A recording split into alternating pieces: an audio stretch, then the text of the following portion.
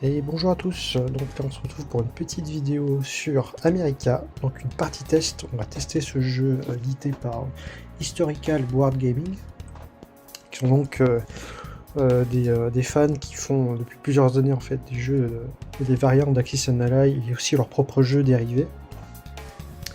Donc là on est sur un scénario assez particulier en 1946, où les Allemands ont gagné en Europe, les Japonais ont gagné dans le Pacifique, et donc il ne reste plus que les États-Unis, les Anglais qui ont émigré au Canada et les 2 millions du Canada contre l'Axe. Donc la situation des États-Unis est assez précaire. Heureusement, il reste un atout dans la manche des États-Unis, c'est l'avancée technologique et surtout l'atome qui pourrait effectivement leur donner un moyen de renverser le cours de la guerre. Je vais vous expliquer un petit peu le gameplay. Bon, ça va pas être le cœur de la vidéo, voilà, c'est surtout une vidéo test pour vous montrer comment une partie se fait. Ce qu'il y a à savoir, c'est que, contrairement à beaucoup de jeux de plateau dans le même genre, ici, tous les joueurs vont commencer leur partie par créer une force d'invasion ou de défense, selon un budget donné, et ils vont pouvoir l'arranger comme ils l'entendent, alors en suivant quelques règles quand même, hein. Et donc le but de l'Axe, ça va être de récupérer le plus de villes de victoire possible, 12 pour être précis, et de remporter donc la guerre s'ils réussissent à prendre 12 villes. Le but des États-Unis, il est assez différent, mais bon, ça se rejoint quand même, c'est d'accumuler des points de victoire. Alors, ces points de victoire, en réalité, il s'agit plutôt de recherche, et donc de la recherche nucléaire. Pour cela, ils ont 3 centres à défendre, Hanford, Los Alamos, Oak Ridge, qui sont tous des lieux en fait, des lieux de recherche assez importants pour le nucléaire. Chaque tour qu'ils tiennent, ils vont engranger des points de recherche. Au bout de 100 points de victoire, on considère qu'ils vont pouvoir développer une technologie pour pouvoir renverser le cours de la guerre. Alors, bon, ma petite oreille perso, c'est que c'est des missiles intercontinentaux, hein, tout simplement pour forcer les pays de l'Axe à se soumettre. Et donc c'est un jeu assez asymétrique en réalité. Donc voilà, n'hésitez pas, si jamais vous êtes comme moi, vous prenez un petit truc pour vous mettre à l'aise, hein, pour commencer la petite partie. Je me suis déjà occupé de faire toute la mise en place, donc là vous pouvez voir un début de partie qui est achevé, terminé. Je vais juste expliquer quelques petits trucs concernant la mise en place pour que vous compreniez comment ça fonctionne un tout petit peu, et après on va passer au tour du jeu. Hop, et voilà, donc je vais commencer par vous expliquer les petits trucs qui sont un peu spécifiques par rapport à cette partie, parce qu'en effet j'utilise toutes les extensions que je possède actuellement pour faire cette petite partie test. Alors je vais vous expliquer globalement ce que ça rajoute et le début de partie, comment on procède. Donc là on peut voir qu'il y a des bases aériennes un petit peu partout. C'est une règle particulière qui s'applique pour le joueur allié, pour les autres joueurs de l'Axe. Les bases aériennes en fait sont les seuls endroits sur lesquels les avions vont pouvoir atterrir, à part les villes. Donc en fait ça rajoute une petite contrainte supplémentaire à la fois pour le joueur allié et les joueurs de l'Axe, puisque les joueurs de l'Axe vont être obligés d'avoir ces bases aériennes pour poser leur appareil sur le territoire s'ils possèdent pas de ville aux alentours, et pareil pour le joueur allié, il va être obligé d'avoir recours à ces aéroports s'il n'a pas envie de les déposer dans les villes. Ensuite on a ces petites usines. À savoir que le joueur allié peut, quand il fabrique des unités, en fait, il les fait apparaître dans n'importe quelle ville qu'il a envie, du moment que ça dépasse pas le stack maximum qui est de 10 unités sur une seule ville. Enfin, ça compte pour tous les territoires d'ailleurs. Et donc, vous avez des unités qui sont de différentes tailles, qui produisent différents types d'unités. Les plus petites, elles font que de l'infanterie, les moyennes, elles font des unités tactiques et de l'infanterie. Et la seule usine majeure, voilà, il y a une petite erreur de frappe, c'est pas mineur, c'est majeur, elle est noire, c'est pour ça qu'on peut la reconnaître, qui fait toutes les unités. Les joueurs de l'Axe, eux, quand ils amènent des renforts, eh ben, ils les font pas spawner sur les États-Unis, hein, vous comprenez bien que ça marche pas comme ça. Ils ont un budget alloué de renforts, ils les font venir par leur zone d'invasion. Donc on retrouve ici, et pour l'Axe, on les retrouve ici. Les États-Unis, ils font venir des renforts en fonction du nombre de villes qu'ils possèdent. Donc s'ils possèdent toutes leurs villes, ils ont 100 points de renfort, ce qui est vraiment énorme. Et par contre, à chaque fois qu'ils vont perdre des villes, eh bien, ils vont perdre 5 points de renfort. L'Axe, le budget est toujours le même. Chaque camp a 30 points de renfort chaque début de partie. En début de partie, chaque joueur constitue son armée d'invasion ou de défense. Les joueurs de l'Axe ont 100 points chacun, et le joueur allié n'a que 80 points. C'est moins et ça donne un avantage aux joueurs allemands pour commencer la partie et aux joueurs japonais aussi. La petite subtilité, c'est que le joueur allié, il voit en premier ce que le joueur de l'Axe achète, et donc il peut construire en fonction d'eux. Par contre, c'est le joueur allié qui se place en premier, puisqu'effectivement c'est une invasion en aval et il ne sait pas trop où les adversaires vont arriver, mais par contre il peut choisir comment faire sa défense. Les joueurs de l'Axe, eux, ils savent comment le joueur allié s'est organisé sur la carte. Donc en fait, quand moi j'ai fait le placement du joueur allié, je savais déjà comment l'allié avait mis toutes ses unités, et quand je me suis mis dans le rôle de l'Axe, je savais parfaitement où attaquer. Voilà, donc là il y a le petit plan qui est fait. Et alors, petite subtilité que je n'ai pas expliquée, c'est quoi? C'est drôle de jeton. En fait, c'est tout simplement une règle, j'ai une extension supplémentaire aussi, qui va permettre en fait aux États-Unis de pouvoir balancer des bombes nucléaires tactiques. Donc on n'est pas encore au niveau, des missiles balistiques qui seraient nécessaires pour stopper la guerre et vraiment donner la victoire aux États-Unis. Là, en fait, on a un système de ressources à collecter. Pour les États-Unis, chaque tour ils vont lancer un dé et essayer de récupérer en fait ces petites ressources. Et au moment où ils obtiennent les 3, on va obtenir ces petits tokens et on va pouvoir balancer une bombe nucléaire donc sur les forces allemandes ou japonaises, c'est au choix.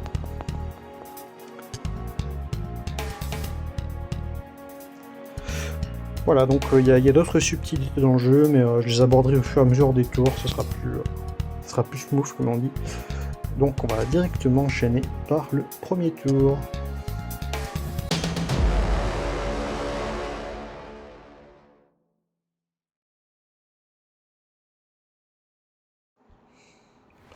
Alors, on se retrouve pour le premier tour de l'Axe, qui va être donc l'invasion initiale des États-Unis qu'on a prévue. Alors je vais commencer par vous expliquer comment se déroulent les tours. Alors normalement, la première chose que je devrais faire quand je commence mon tour, c'est de placer les renforts que j'ai achetés au tour précédent. Bon là, il n'y aura pas besoin de faire ça vu qu'on est au premier tour. Ensuite, la deuxième chose, ça va être d'acheter les renforts. Donc comme je vous ai expliqué pour les forces de l'Axe, à chaque fois on a 30 points pour un côté, 30 points pour l'autre. Donc je vais vous montrer les achats et on va passer à la suite. Donc la phase d'achat pour les forces de l'Axe était terminée. Donc on peut voir que pour les Allemands, c'est quand même assez relativement lourd ce que j'ai pris. Donc on a pris 2 Tigres 2 pour finir de percer les villes si jamais on anticipe un échec, si vous voulez, avec 2 unités de renfort pour éponger les pertes.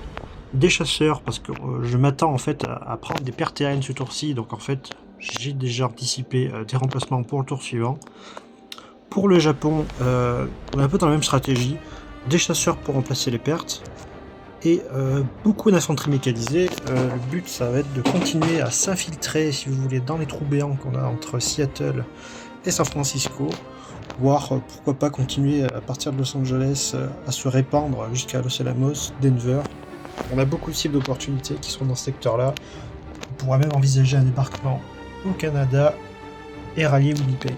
Voilà, ça on verra plus tard. On va faire un lancer particulier pour les forces de l'Axe et du Japon, je vais vous expliquer. Alors il s'agit encore d'une petite règle d'extension, Bringing the Heavy, qui va rajouter certaines unités au début des 2 premiers tours pour l'Axe. Pour ce qui est des alliances, c'est le ME-264 bombardier. Pendant les 2 premiers tours de la partie, on va pouvoir lancer 5 des 12 et recevoir sur un certain score un bombardier gratuit utilisé pendant ce tour-ci. Il va pas rester chez nous, en fait il va revenir à la zone d'invasion et ces petits bonus là ne seront utiles que pendant les 2 premiers tours. Pour le Japon, pareil. Voilà, et la version japonaise c'est le K200, donc voilà, conçu pour frapper les cibles côtières depuis des hydravions dans le Pacifique. Ces unités sont disponibles que pour le joueur japonais pendant les 2 premiers tours. Donc vous voyez, c'est pas très compliqué, c'est exactement comme l'allemand en fait. Il faut lancer des dés et sur un résultat particulier, on va recevoir un bombardier gratuit et utilisé pendant ce tour. Voilà, par contre, comme vous voyez, il est obligé de revenir après la fin du combat et il ne reste que pendant les 2 premiers tours. Donc on va faire les jets tout de suite. Hop, comme vous voyez, là j'ai mes petits dés 12 personnalisés. Enfin, ceux qui sont fournis avec le jeu sont très stylés. Voilà. Donc là, ils ont un symbole pour indiquer un tir chanceux, donc le fameux 1. Et là, celui que vous n'avez pas envie d'avoir, celui-là. 12, ça veut dire que vos ordres ont échoué et que l'attaquant doit battre en retraite. Alors, c'est du 4 ou moins, j'ai un bombardier gratuit, donc là on fait ça pour le bombardier japonais. Eh bien, on n'en aura qu'un, hein. On n'aura qu'un seul hydravion, une espèce d'hydravion bombardier japonais qui va participer à l'invasion. On va faire ça maintenant pour les Allemands.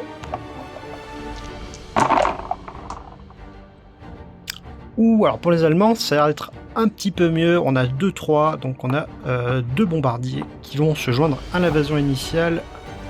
C'est parti! Voilà, donc on a rajouté nos bombardiers bonus K200 et le bombardier America. Voilà, notez que c'est des bombardiers bonus qui sont là que pendant les 2 premiers tours.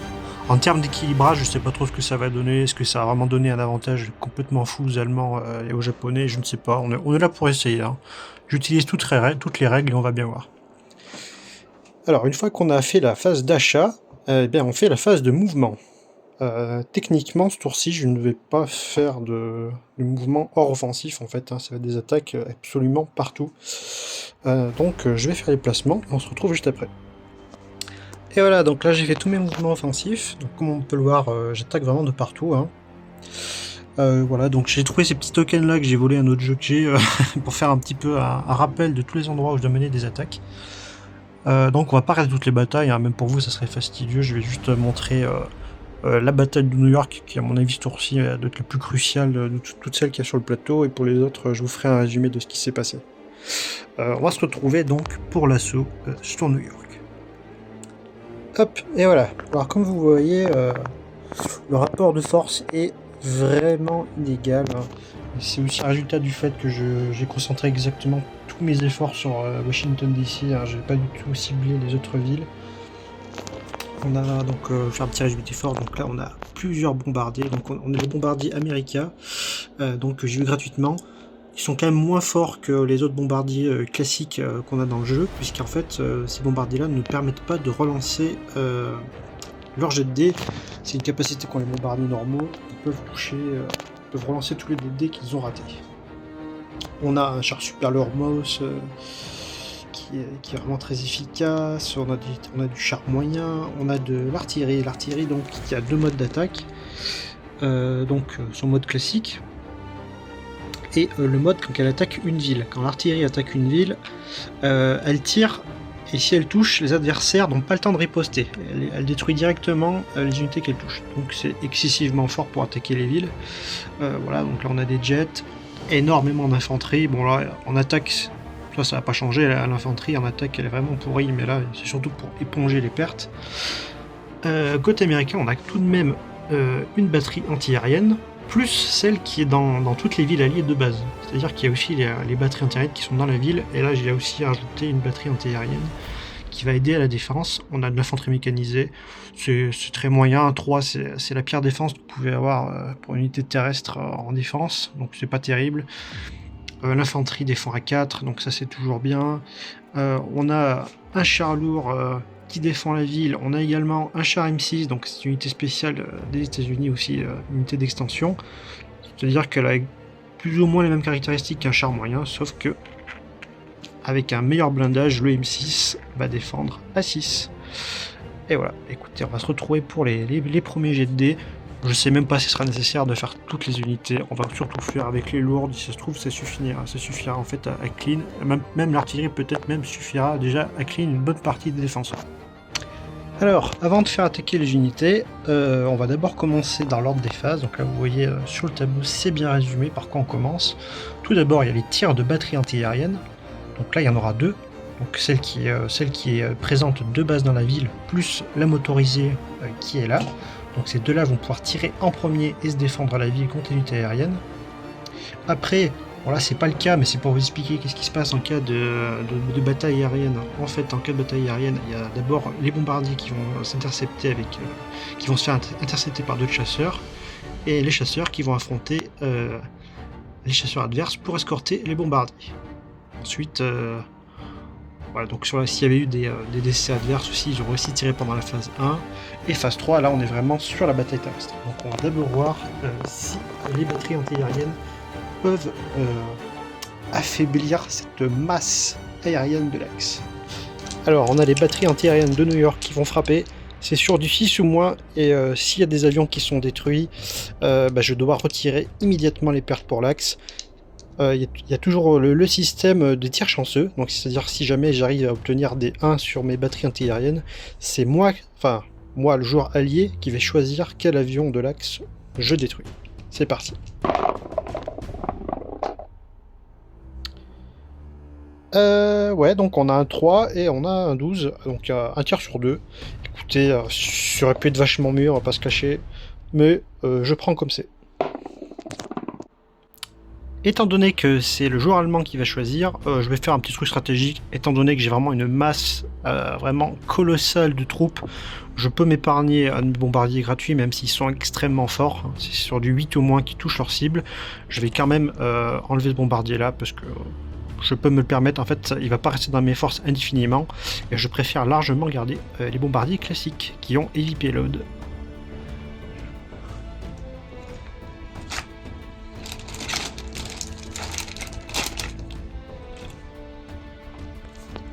Alors, maintenant qu'on a effectué nos tirs anti-aériens et que j'ai retiré ma petite perte, on passe à la phase 3. Donc phase 3, c'est toujours, on lance les dés en fonction de la puissance des unités, il faut faire un certain résultat sur le dé pour infliger des pertes à l'adversaire. Petite particularité, vu qu'on fait un assaut de ville, on a ces unités-là, les artilleries autopropulsées, normalement en bataille ouverte elles sont là, sauf que là on est dans le cas particulier, on attaque une ville. Quand on attaque une ville, les unités d'artillerie tirent en premier sur les défenseurs et elles ne peuvent pas riposter. Et elles sont détruites immédiatement. Donc c'est pour ça que c'est important quand vous faites un assaut urbain d'avoir de l'artillerie avec vous, ça va vous aider à minimiser de beaucoup vos pertes et en plus ça peut vous donner un avantage décisif. Donc là on va avoir déjà 3 dés sur 4 ou moins à lancer.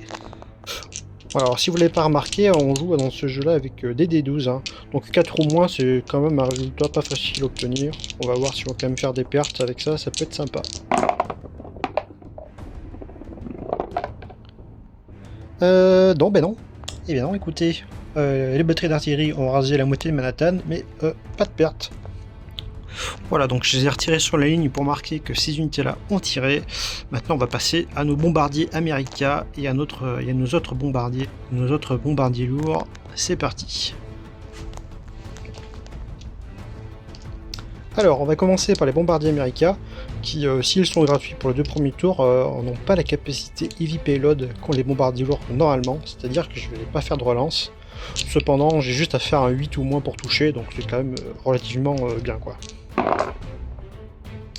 Alors, on a une touche. Maintenant, on fait léger avec les 2 bombardiers classiques. Enfin, les 2 bombardiers lourds classiques. Ceux-là, ils ont heavy payload, c'est-à-dire qu'ils vont pouvoir relancer leur jet de dés. Alors, effectivement, écoutez, on va voir un petit cas de règle, parce que là du coup ça c'est bon, j'ai ma deuxième touche. Là par contre, c'est un 12, donc en fait c'est le pire résultat que vous pouvez faire, c'est-à-dire que quand vous êtes en attaque, vous avez la règle d'échec critique des ordres, le fail order qui va s'activer. Alors du coup, après avoir vérifié les règles, malheureusement, si je fais ce résultat-là, le bombardier en question il doit rentrer à la maison et doit être immédiatement retiré de la bataille. Alors, malgré tout ce qu'on a tiré, on a fait que 2 touches sur les défenseurs américains, ce qui est vraiment pas terrible. On va quand même enchaîner tout de suite avec le char super lourd Mouse. Hop, le Mouse qui va toucher sur du 8 ou moins, il a la capacité de tir dirigé contre toutes les unités lourdes, enfin toutes les unités terrestres. Donc on va voir tout de suite, 8 ou moins. 2, donc une 3ème touche. Nos 2 chars E100 qui vont faire du tir donc sur du 5 ou moins, c'est parti. Et une touche. Donc à ce stade on a déjà 4 touches, les Américains ont 5 unités, donc on a maintenant 2 chasseurs qui restent à tirer et 10 infanteries, je pense qu'on devrait y arriver. Donc tout d'abord nos petits chasseurs à réaction, donc les M262, avec leur surnom les hirondelles je crois. Donc sur du 4 ou moins. Un missile qui va toucher sa cible. Eh ben écoutez, c'est parfait, on fait un 2 et 3, donc on a nettoyé le camp américain. Cependant, on va maintenant voir s'ils peuvent riposter.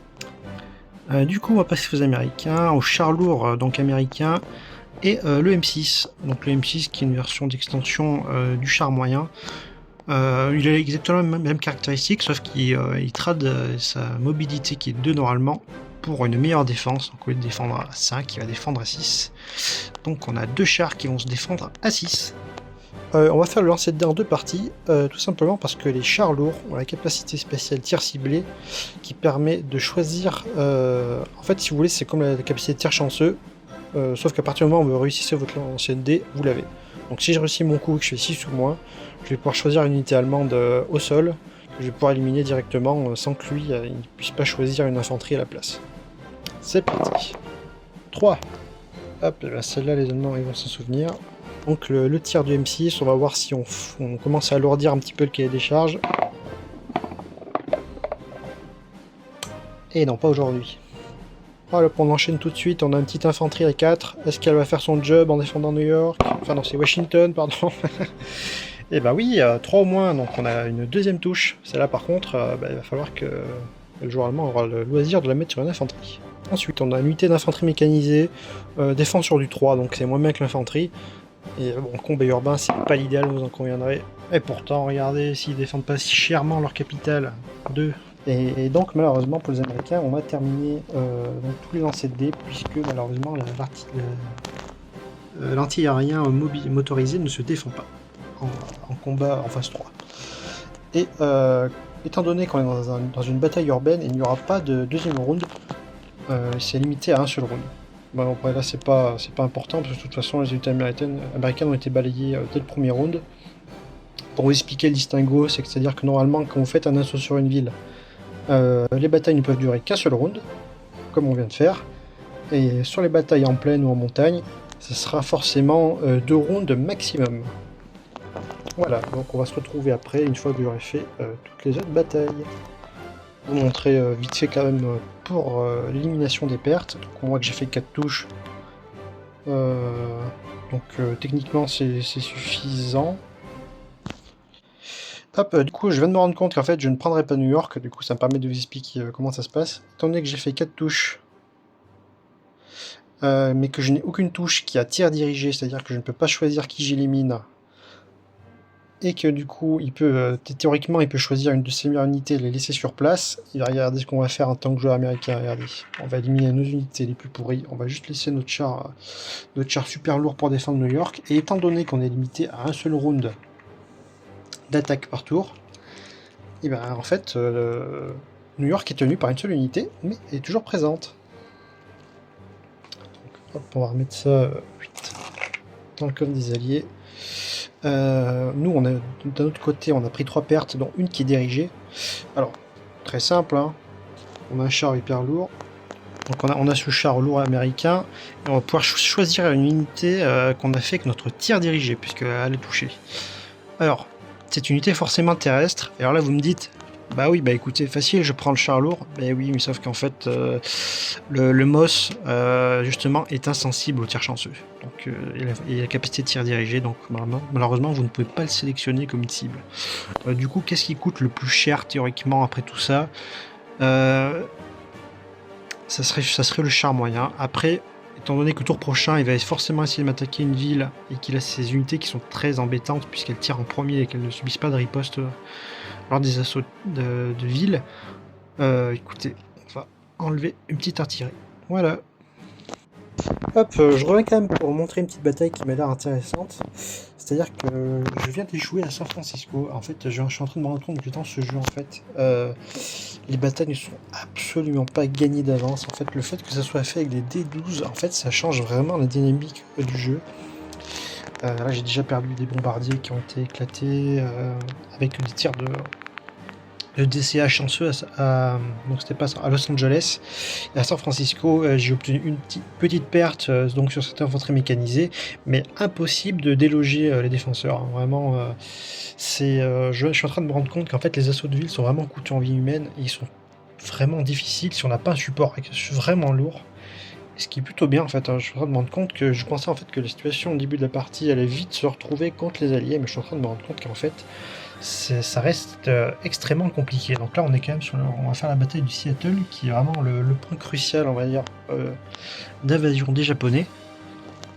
Donc là comme vous pouvez le voir on a nos deux bombardiers, donc notre bombardier gratuit, donc bombardier, je sais pas si c'est pas une espèce de bombardier hydravion, je vous mettrai des images un petit peu pour détailler ça.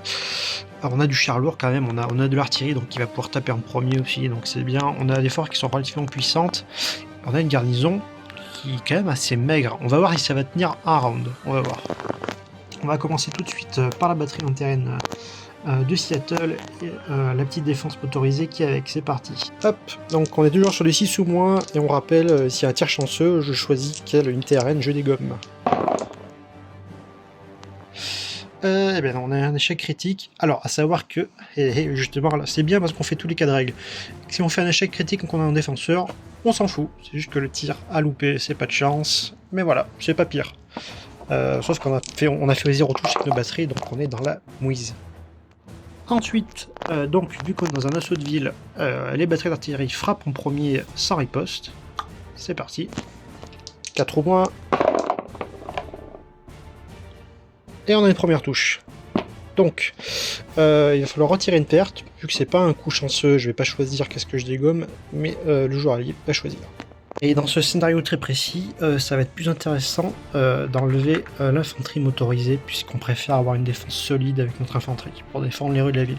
Hop, on enchaîne directement avec les tirs de nos deux bombardiers. On a exactement les mêmes règles qu'avec l'America, c'est-à-dire que le bombardier qu'on nous a donné gratuitement, il va pas pouvoir relancer ses tirs avec Heavy Payload, mais touche sur du 8 tours. Parfait. Et maintenant, son copain qui peut relancer. Parfait. 2 touches. Autour du char lourd. Donc le char lourd qui, on le rappelle, à la règle tir dirigé. Et c'est sur du 8 tours. Oh là là, c'est terrible, c'est terrible. On a également un char moyen sur du 5 ou moins. 4. Ah là, la furie des japonais en mode banzai, là, je vous raconte pas, là. On a nos deux jet fighters, les Shaiden, je sais plus, je vais vous mettre l'image, qui vont attaquer, donc sur du 4 ou moins. 0. Nos deux infanteries mécanisées, donc qui sont légèrement meilleures pour attaquer que l'infanterie de base, puisqu'elle touche sur du 3 ou moins. Et oulala, alors là on a un tir chanceux. Très bien, on a 11, mais le tir chanceux, à savoir quand une infanterie motorisée fait un tir chanceux, elle peut éliminer n'importe quelle unité d'infanterie, unité tactique. Et donc on a nos 5 touches, et vu que les Américains n'ont que 5 unités à disposition, et ben on va tout simplement les raser. On va simplement voir maintenant comment les Américains vont riposter à cette prise de Seattle. D'abord le char M6, sur du 6 ou moins. Touche. 3 infanteries sur du 4 ou moins. Excessivement bien retranchés puisqu'ils font une touche critique. Et malheureusement, on n'aura pas mieux puisque, comme d'habitude, l'anti-aérien autopropulsé ne se défend pas. Cependant, on a fait une touche critique avec notre infanterie. Alors, vous voyez, c'est marqué sur le plateau. Qu'est-ce qui se passe quand on fait un tir chanceux? C'est qu'on ne peut choisir que de l'infanterie classique ou mécanisée. Cependant, c'est toujours plus intéressant de péter de mécaniser l'adversaire. C'est ce qu'on va faire ici. Et hop, ça dégage. Alors moi du coup j'utilise 2 jetons pour marquer qu'en cas de unité. Tout ce que je vais faire c'est simplement enlever les jetons. Et voilà, ça va conclure notre dernière bataille sur ce premier tour de l'axe. Hop, je profite que je suis en train de ranger les troupes du coup pour expliquer un petit point de règle que vous connaissez déjà sûrement si vous jouez à Kiss and Ally. C'est-à-dire quand vous prenez un territoire, que vous êtes en train de conquérir un territoire, et ben vous ne pouvez pas poser vos avions à l'endroit que vous venez de conquérir. Hein. Il faut les ramener à la base bien gentiment. Vu qu'on fait un assaut amphibie avec les troupes de l'axe, comme je vous ai expliqué, on ramène les avions sur la Air Support Box. Ils retournent sur les porte-avions si vous voulez, ils retournent sur les bases à disposition. Lui, comme il était gratuit et que les règles spécifient, il rentre directement à Hawaï.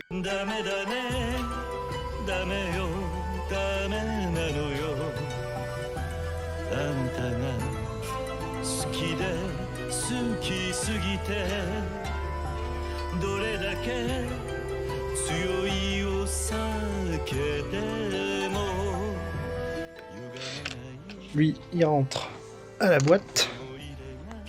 Et donc les troupes qui sont là viennent sur Seattle. À savoir que vous pouvez attaquer avec plus de 10 troupes sur un même territoire, mais il faut bien comprendre que chaque territoire ne peut contenir à la fin d'un tour que 10 troupes. Donc si vous ne pouvez pas les rentrer, il faut faire une retraite ou ne pas les bouger. Voilà. Voilà, donc là ça va achever le premier tour de l'axe. Donc une fois qu'on a fait ça, il n'y a pas grand chose à faire pour l'axe, si ce n'est noter quelque part sur un bout de papier. Moi je pense que j'éditerai une feuille avec un dé à mettre dessus. Il faut juste qu'il sache combien de villes il a capturé à ce tour-ci. C'est important pour l'initiative du tour prochain. Maintenant on va pouvoir passer au tour de l'allié, la riposte.